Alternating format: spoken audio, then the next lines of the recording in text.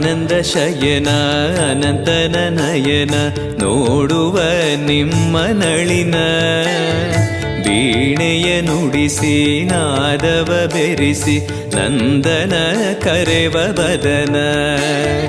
ಆನಂದ ಶಯನ ಅನಂತನ ನಯನ ನೋಡುವ ನಿಮ್ಮ ನಳಿನ ವೀಣೆಯ ನುಡಿಸಿ ನಾದವ ಬೆರೆಸಿ ನಂದನ ಕರೆವ ವದನ